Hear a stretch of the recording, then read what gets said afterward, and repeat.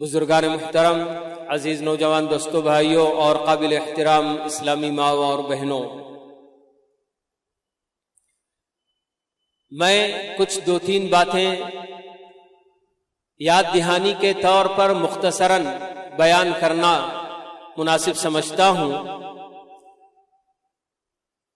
کہ ہم لوگ ماہ محرم سے گزر رہے ہیں۔ ہو سکتا ہے کہ کچھ باتیں آپ لوگوں نے سنی بھی ہوں گی، پھر بھی یہ ایسی باتیں ہیں کہ بار بار ان کو یاد دلانے کی ضرورت پڑتی ہے ہر انسان کو، کیونکہ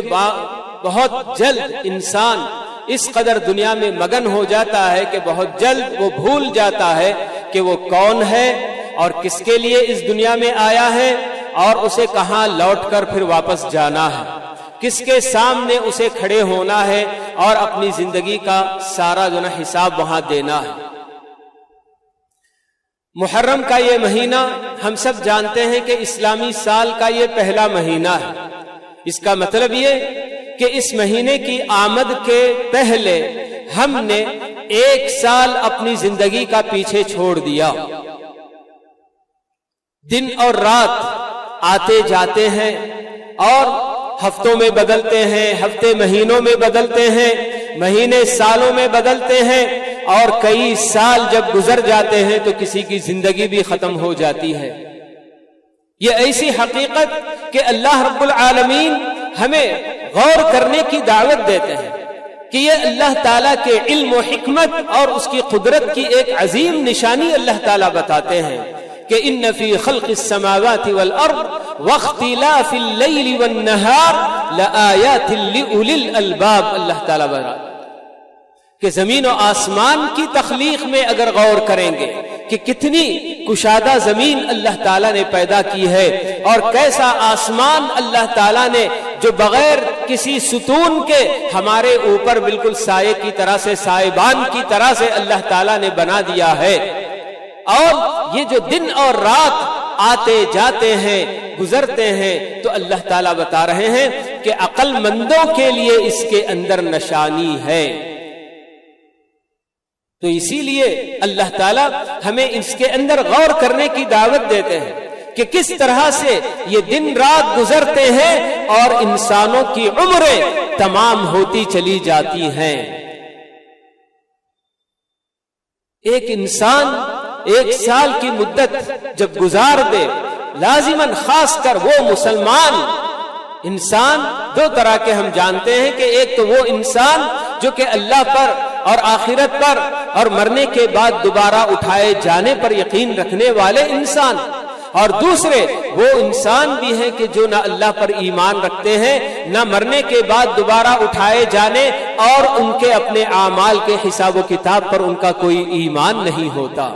ایسے لوگوں کے دن اور رات گزر جاتے ہیں اور ان کی زندگی کا 1 سال اگر انہیں پیچھے چھوڑ کر زندگی سے دور اور موت سے قریب لے کر بھی جاتا ہے، انہیں کوئی پرواہ نہیں ہوتی۔ لیکن ایک مومن جو ایمان رکھتا ہے، یقین رکھتا ہے کہ مجھے مرنے کے بعد دوبارہ اٹھایا جائے گا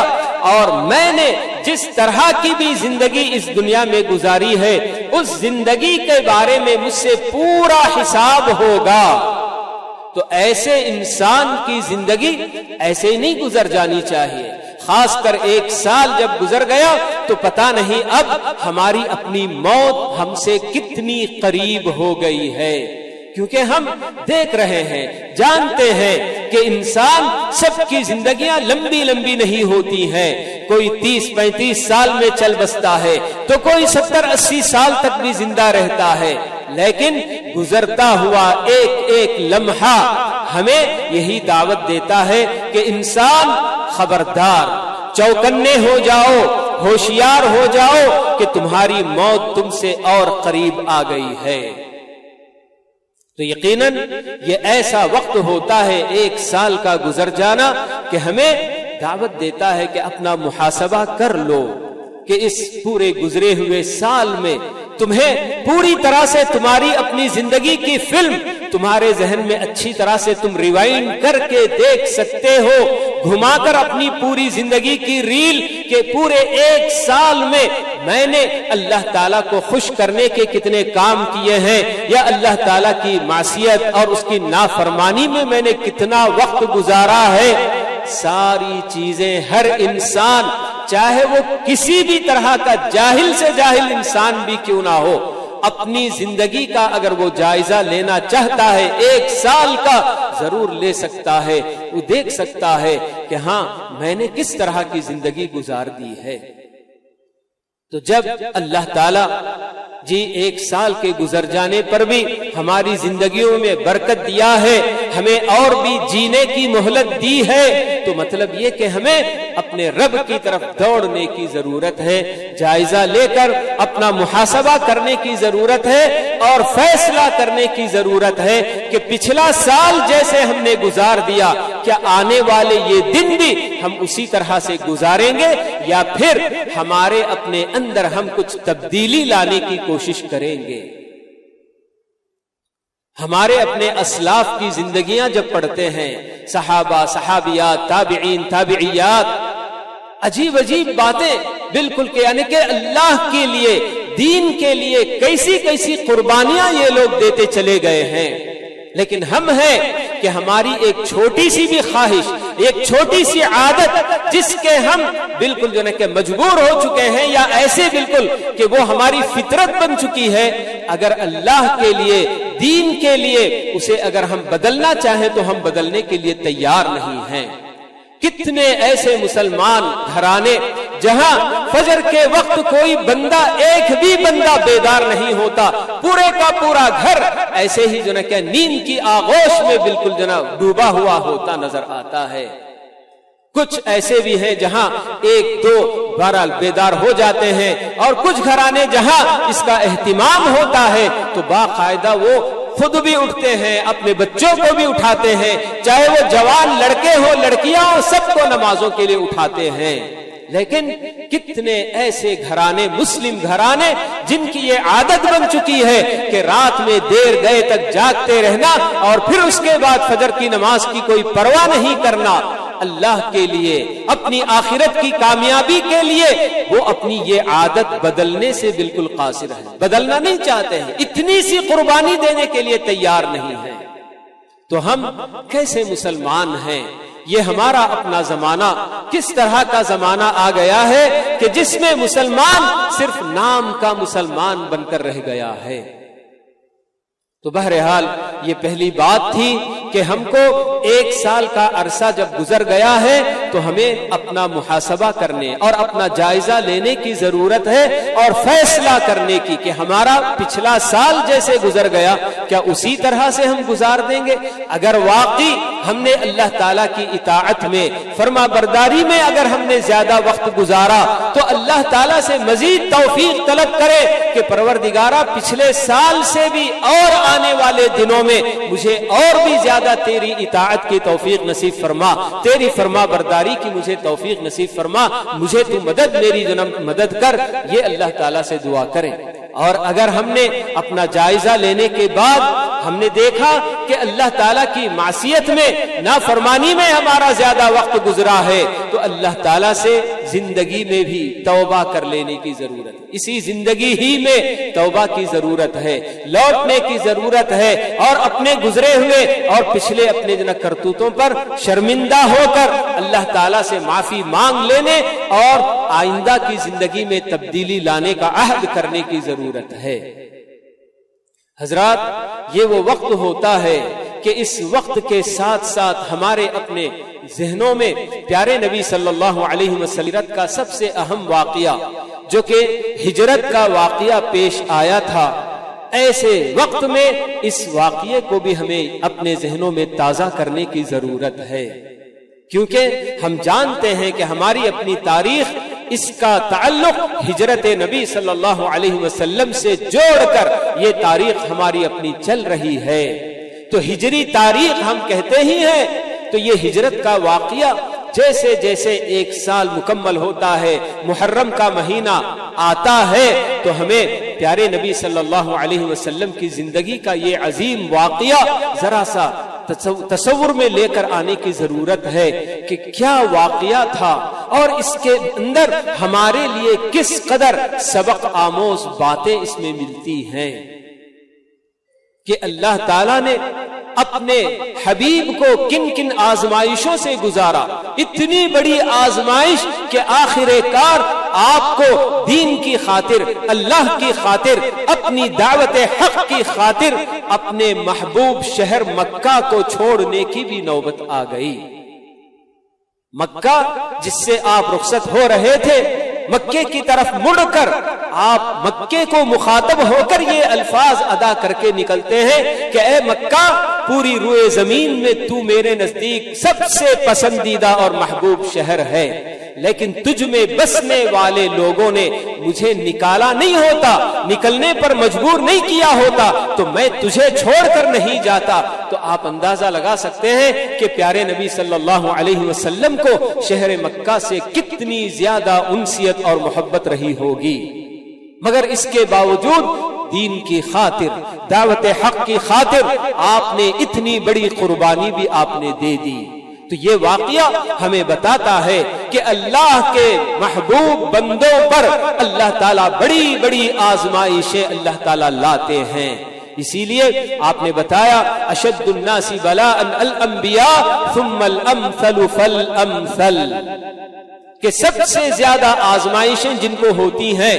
جن کی زندگیاں آزمائش کی بھٹی بنتی ہیں، تو وہ انبیاء علیہم الصلاۃ والسلام ہیں. کیونکہ یہی وہ بندے ہوتے ہیں زمین پر جن کا ایمان سب سے زیادہ اعلیٰ اور سب سے مضبوط ہوتا ہے. اللہ تعالیٰ سے ان کا تعلق جتنا مضبوط ہوتا ہے، اللہ تعالیٰ اسی طرح اپنے بندوں کو آزمائشوں سے دوچار کرتے ہیں. اور وہ اس لیے نہیں کہ وہ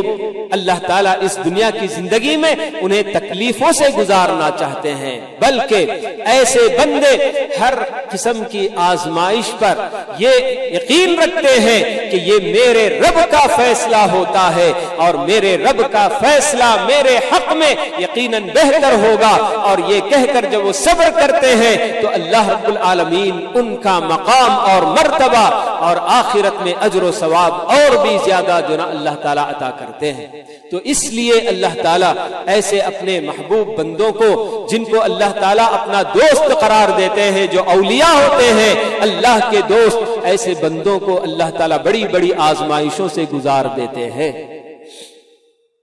اور پھر یہ واقعہ ہجرت کا ہمیں بہت سارے سبق دیتا ہے. موٹی موٹی دو تین باتیں میں آپ کے سامنے جناب بس بتا رہا ہوں. تو سب سے پہلے یہی کہ جناب اللہ تعالیٰ کے جو بندے جتنے زیادہ دین پر قائم ہونے کی کوشش کرتے ہیں اور جتنا ان کا ایمان پختہ ہوتا ہے، اللہ تعالیٰ اتنی ہی آزمائشوں سے انہیں گزارتے ہیں. اور ایسے بندے واقعی معنوں میں اللہ تعالیٰ کی ان آزمائشوں پر صبر سے کام لیتے ہیں اور اللہ کے ہر فیصلے سے راضی اور خوش ہوتے ہیں. کبھی ان کی زبانوں سے کوئی حرف شکایت تک بھی نہیں نکلتا.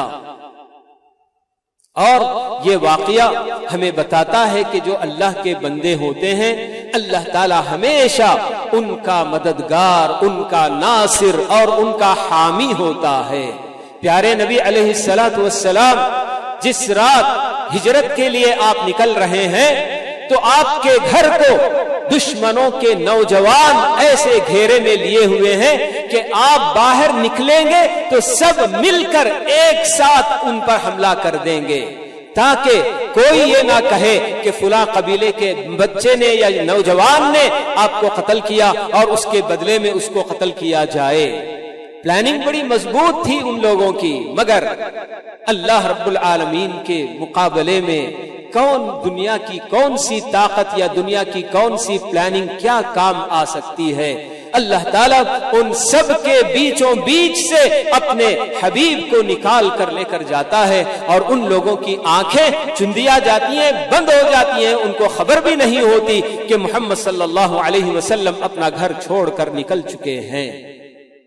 تو یہ سب اللہ رب العالمین پر جتنا بھروسہ ہوتا ہے، جتنا آدمی کو توکل ہوتا ہے، اللہ تعالیٰ اسی کے مطابق اللہ تعالیٰ اس کے ساتھ معاملہ کرتے ہیں. اللہ تعالیٰ خود بتاتے ہیں انا عند ظن عبدی بی، کہ میں بندے کے ساتھ ویسا ہی معاملہ کرتا ہوں جیسا کہ گمان بندہ میرے اپنے بارے میں رکھتا ہے۔ اگر بندے کو یہ یقین ہوتا ہے، یہ اس کا جو کیا ہے توکل ہوتا ہے کہ بڑی سی بڑی آزمائش اور آفت میں بھی میرا رب ضرور میرے کام آئے گا، میری حفاظت کرے گا، تو اللہ تعالیٰ ضرور اس کی حفاظت کرتے ہیں اور اس مصیبت سے اس کو نجات دیتے ہی ہیں۔ وَمَن يَتَّقِ اللَّهَ يَجْعَل لَّهُ مَخْرَجًا، یہ اللہ تعالیٰ کا وعدہ ہے کہ جو اللہ تعالیٰ کے ساتھ اس کا اپنا تعلق خوف اور ڈر کا ہوگا کہ اللہ تعالیٰ کے احکام پر عمل پیرا ہوتے ہوئے زندگی گزارے گا، تو اللہ تعالیٰ بتاتے ہیں کہ اسے ہر مشکل سے نکلنے کا راستہ اللہ تعالیٰ پیدا کریں گے۔ اور ایسے بندے کبھی کسی بھی بڑی سی بڑی آزمائش میں کبھی گھبراہٹ کے شکار نہیں ہوتے۔ یہ واقعہ ہمیں بتاتا ہے ہجرت کا۔ ہم سب جانتے ہیں، بارہا ہم نے سنا ہوگا کہ پیارے نبی صلی اللہ علیہ وسلم نے ہجرت کے لیے جب وقت نکالا، مقرر کیا، تو مدینہ جانے سے پہلے 3 دن کے لیے غار ثور میں آپ نے جا کر قیام کیا تھا، وہاں پناہ لی تھی۔ اور دشمن پوری طرح سے جنون سوار ہے ان کی سروں میں، ننگی تلواریں لیے ہوئے اللہ کے نبی اور ابو بکر دونوں میں سے کوئی بھی مل جائے تلاش کر رہے ہیں، کونے کونے میں پہنچ رہے ہیں، حتیٰ کہ غار ثور کے اوپر تک بھی پہنچ گئے۔ اور ابو بکر رضی اللہ تعالی عنہ اس وقت اللہ کے نبی صلی اللہ علیہ وسلم سے بتاتے ہیں، اللہ کے نبی اگر ان میں سے کوئی اپنے پیروں کو دیکھ لے، پیروں کی طرف اگر نگاہ ڈال لے تو ہمارے اوپر نگاہ پڑ جائے گی۔ مگر اللہ کے نبی صلی اللہ علیہ وسلم کا اطمینان دیکھیے، فرماتے ہیں کہ یا ابا بکر ما ظنک باثنین اللہ ثالثہما، اے ابو بکر آپ کا کیا خیال ہے ایسے 2 بندوں کے بارے میں جن کا تیسرا ساتھی اللہ رب العالمین ہے۔ تو یہ گھبراہٹ نہیں ہوتی ایسے بندوں کو، بڑی بڑی آزمائشوں کے سامنے بھی ڈٹ کر کھڑے رہتے ہیں اور اپنے رب سے مدد آنے کی ان کو پوری امید ہوتی ہے، اور یہ ان کو پورا یقین ہوتا ہے کہ ہمارا رب جس پر ہمارا ایمان ہے وہ رب ہمیں بچائے گا، ہمیں کسی بھی طرح کی تکلیف میں پڑنے نہیں دے گا۔ تو دشمنوں کی نگاہوں سے اللہ تعالیٰ نے آپ کی حفاظت کی، اسی غار ثور کے اوپر تک پہنچ رہے ہیں، مگر وہاں بالکل بھی ان کی نگاہوں کو اللہ تعالیٰ نے ان سے پھیر دیا۔ ہاں، یہی وہ بات ہوتی ہے جسے یعنی کہ آدمی کتنی بڑی آزمائش آ جائے، کیسی بھی تکلیف اور پریشانی، تو وہ گھبراتا نہیں ہے، اسے پورا یقین ہوتا ہے کہ میرا رب ضرور میری مدد فرمائے گا۔ حضرت موسیٰ علیہ السلام کا واقعہ بھی قرآن نے نقل کیا ہے کہ اللہ تعالیٰ کے حکم سے موسیٰ علیہ السلام رات کے اندھیرے میں اپنی قوم بنی اسرائیل کو لے کر نکلنا چاہ رہے تھے مصر سے، تاکہ فرعون اور اس کے ظلم و ستم سے نجات مل جائے۔ رات کے اندھیرے میں چلتے چلتے سمندر کے کنارے پہنچ جاتے ہیں، بنی اسرائیل ہکا بکا رہ جاتے ہیں کہ آگے تو سمندر آ گیا، کوئی راستہ نہیں ہے۔ اور ادھر فرعون اور اس کے پورے لشکر کو جب خبر مل گئی کہ بنی اسرائیل راتوں رات مصر چھوڑ کر نکل کر جا رہے ہیں، تو فرعون نے اپنی فوج کو حکم دے دیا کہ جاؤ پیچھا کرو ان کا، اور پیچھے سے فوج بھی آ رہی ہے۔ بنی اسرائیل تلملا گئے، موسیٰ علیہ السلام کو ملامتیں کرنے لگے، کہنے لگے کہ ہم تو اب پکڑے گئے، بس اب اس کے علاوہ اور کوئی چارہ نہیں کہ اور بھی ہم پر مصیبتوں کی بارشیں نازل ہوں گی۔ مگر ایسے موقع پر بھی حضرت موسیٰ علیہ السلام پورے اطمینان کا جواب دیتے ہیں کہ کلا ان معی ربی سیہدین، تو تم لوگ جس طرح سے پریشانی کا اظہار کر رہے ہو ایسا کچھ نہیں ہوگا، نہ ہم پکڑے جائیں گے، نہ ہمارے اپنے دشمن ہم پر کوئی غلبہ پا سکیں گے، میرے ساتھ میرا پروردگار ہے، وہ میری رہنمائی کرے گا۔ یہ موسیٰ علیہ السلام کی زبان سے نکلتا ہے، اور پھر اللہ کے حکم سے حضرت موسیٰ علیہ السلام سمندر پر لاٹھی مارتے ہیں تو 12 راستے نکل پڑتے ہیں، بنی اسرائیل کا ایک ایک قبیلہ ایک ایک راستے سے پار کر لیتا ہے، اس پار سے اس پار پہنچ جاتا ہے۔ فرعون اپنے لشکر کو حکم دیتا ہے کہ تم بھی پیچھا کرو. بیچوں بیچ سمندر کے جب سارے یہ پہنچتے ہیں، اللہ تعالیٰ کا حکم سمندر کو ہوتا ہے کہ تو اپنی اصلی حالت پر آ جا. اور جب پانی سب ملنے لگتا ہے اور فرعون اور اس کا پورا لشکر ڈوب رہا ہوتا ہے، فرعون چلا چلا کر کہتا ہے کہ میں بھی اسی اللہ پر ایمان لے آتا ہوں جس پر بنی اسرائیل کا ایمان ہے. کہا گیا کہ الآن وقد عصیت قبل،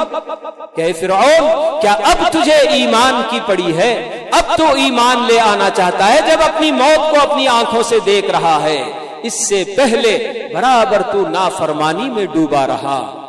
تو یہ اللہ رب العالمین کے بندے جو اللہ تعالیٰ پر پورا یقین رکھتے ہیں، تو ایسے بندے کسی بھی بڑی سی بڑی پریشانی میں بھی کبھی وہ گھبراتے نہیں ہیں، انہیں اپنے رب پر پورا یقین ہوتا ہے. اور سب سے بڑا سبق جو ہمیں ہجرت کے واقعے سے مل رہا ہے تو وہ ہے اسباب اختیار کرتے ہوئے اللہ رب العالمین پر توکل کرنا. اسباب اختیار کرنا یہ توکل کے خلاف نہیں ہے. پیارے نبی علیہ الصلوۃ والسلام اللہ کے اتنے چہیتے، بلکہ آپ سید الانبیاء ہیں. اللہ تعالیٰ چاہتا تو جس طرح سے آپ کو مکے سے بیت المقدس لے گیا اور وہاں سے ساتوں آسمان کی سیر کرایا، اللہ تعالیٰ اپنے نبی کو لے کر مدینہ پہنچا دیتا بڑے آرام سے. کوئی اللہ تعالیٰ کے لیے مشکل کام نہیں تھا. لیکن آپ کے عمل کے ذریعے اپنی امت کو بھی اللہ تعالیٰ چاہ رہے ہیں کہ آپ کی امت کو بھی سبق دیا جائے. اس لیے اللہ کے نبی صلی اللہ علیہ وسلم کو یہ حکم دیا گیا کہ آپ سارے اسباب ہجرت کے اختیار کیجئے. سواری آپ نے خریدی اور ایک رہنما عبداللہ بن اریقط نام کے، جو کہ ساحلی علاقے سے، ساحلی راستے سے، کیونکہ مکہ اور مدینے کا جو پرانا راستہ تھا، جو لوگوں کا معروف راستہ، اس راستے سے نہیں جا سکتے تھے، ایک نئے راستے کی ضرورت تھی. تو اس لیے ایک ایسے آدمی کو کرائے پر لیا گیا جو اس راستے سے مدینہ پہنچا سکتا تھا. اس کا انتظام کیا گیا اور پھر غار ثور میں جا کر چھپ کر بیٹھنا پڑا. اور ادھر حضرت عائشہ اور اسماء ان سب نے زاد راہ کے طور پر بہت ساری چیزیں تیار کر کے دے دی. اور اللہ کے صلی اللہ علیہ وسلم نے رفیق سفر کے طور پر حضرت ابو بکر کو چن لیا. یہ سارے اسباب اختیار کر کے اس کے بعد یہ ہجرت کا واقعہ پیش آ رہا ہے. لیکن ہونا یہ نہیں ہے کہ جب ہم اسباب اختیار کرتے ہیں تو ان اسباب پر ہمارا پورا بھروسہ ہو جائے اور یہ سمجھ بیٹھے کہ سبب اگر ہم نے اپنا لیا تو مسبب وجود میں آ کر رہے گا. یہ نہیں ہونا چاہیے.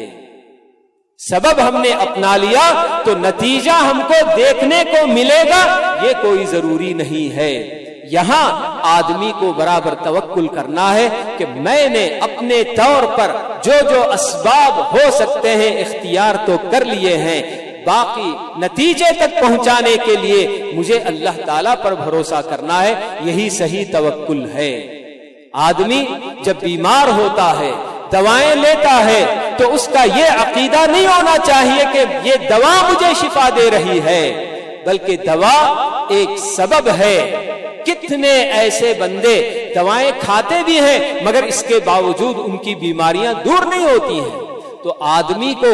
یہ سبب اختیار کر کے توکل اللہ پر کرنا چاہیے کہ میں یہ دوا کھا رہا ہوں تو اللہ تعالیٰ اس دوا کے ذریعے میری بیماری دور فرمائے گا. تو یہ اصل توکل ہے. تو یہ اسباب، دنیاوی اسباب اور ظاہری اسباب اختیار کرنا یہ توکل کے خلاف بالکل نہیں ہے. پیارے نبی صلی اللہ علیہ وسلم کے زمانے میں ایک صحابی کہیں سفر سے آئے، دور سے آنے والے، اور انہوں نے اترنے کے بعد اپنا اونٹ کھلا چھوڑ دیا اور اللہ کے نبی صلی اللہ علیہ وسلم کے پاس ملنے کے لیے آ رہے تھے.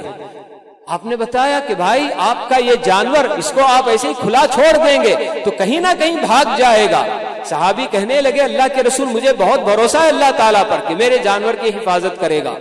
آپ نے ان کو بتایا اعقلھا ثم توکل، ٹھیک ہے پہلے آپ اپنے جانور کو باندھ دو اور پھر اس کے بعد بھروسہ کرو کہ اللہ تعالیٰ میرے جانور کی حفاظت فرمائے گا. تو کوئی بھی آدمی کوئی گاڑی 2 ویلر ہے 4 ویلر ہے کہیں بھی بازار میں بہت بھیڑ بھاڑ کی جگہ میں انجان جگہ میں لے گیا اور اسی گاڑی میں چابی اوبی سب چھوڑ کر کہیں اپنے کام سے نکل رہا ہے اور کہتا ہے کہ مجھے اللہ پر بھروسہ ہے کہ میری گاڑی جہاں میں ٹھہرایا وہیں رہے گی. یہ بھروسہ نہیں ہے اللہ تعالیٰ کا. آپ کا اپنا کام یہ ہے کہ آپ جو کر سکتے ہیں وہ کیجئے, کہ اپنی گاڑی کو لاک کریں اور اس کا جو بھی شیشے بند کرنا جو بھی سب کچھ کر کے اس کے بعد اللہ تعالیٰ پر آپ کو بھروسہ کرنا ہے کہ میری گاڑی محفوظ رہے گی. تو اس طرح یہ ہجرت کا واقعہ بے شمار درس و عبرت کی باتوں سے لبالب بھرا ہوا ہے. یہ کچھ 2-3 باتیں میں نے مختصر آپ لوگوں کے سامنے رکھی ہیں. تو یہ جب محرم کا مہینہ آتا ہے تو ایک طرف سے ہمیں محاسبے کا خیال ہونا چاہیے اور پیارے نبی صلی اللہ علیہ وسلم کے اس واقعے کو یاد کر کے اس سے ہمیں کیا کیا عبرتیں ملتی ہیں تو ان کو اپنی زندگی میں داخل کرنے کی کوشش ہم کو کرنی چاہیے. باقی رہ گئی محرم کے تعلق سے جو شیعہ حضرات کا عقیدہ, جو غلط عقیدے اور باطل عقیدے ہیں وہ سب اپنی جگہ پر بالکل جناب باطل چیزیں, ان کا سنی مسلمانوں سے بالکل بھی کوئی تعلق نہیں. حضرت حسین کی شہادت سے اس مہینے کا احترام یا اس کی تعظیم جڑی ہوئی نہیں ہے, بلکہ اللہ تعالیٰ نے زمین و آسمان کو جب سے پیدا کیا اس وقت سے برابر اس کی عظمت پائی جاتی ہے کہ اللہ تعالیٰ نے 4 مہینوں کو محترم بنا دیا تھا. اور پیارے نبی صلی اللہ علیہ وسلم کی جو تعلیم ہم کو ہے وہ یہی کہ محرم کے مہینے کے روزے رمضان کے فرض روزوں کے بعد سب سے افضل روزے ہیں. تو جتنا زیادہ اس مہینے میں ہم روزہ رکھ سکتے ہیں ہم کو روزہ رکھنے کی کوشش کرنی چاہیے. بس یہ جو بات محرم کے مہینے کے تعلق سے جو ہمارے اپنے دین میں ہم کو بتائی گئی اس کا ہمیں خیال کرنا ہے کہ جس طرح سے فرض نمازوں کے بعد سب سے افضل نماز تہجد کی نماز ہے تو آپ نے بتایا کہ فرض روزے رمضان کے روزوں کے بعد سب سے افضل روزے ماہ محرم کے روزے ہیں. 1 نہیں 2 نہیں, جتنے زیادہ ہم رکھ سکتے ہیں رکھنے کی ہم کو کوشش کرنی چاہیے. اللہ رب العالمین ہم سب کو ان سب باتوں کو سننے کے بعد جو ان میں صحیح باتیں اور اچھی باتیں ہیں ان پر عمل پیرا ہونے کی اللہ تعالیٰ سب کو توفیق نصیب فرمائے. اقول قولی ھذا واستغفر اللہ لی ولکم ولسائر المسلمین من کل ذنب.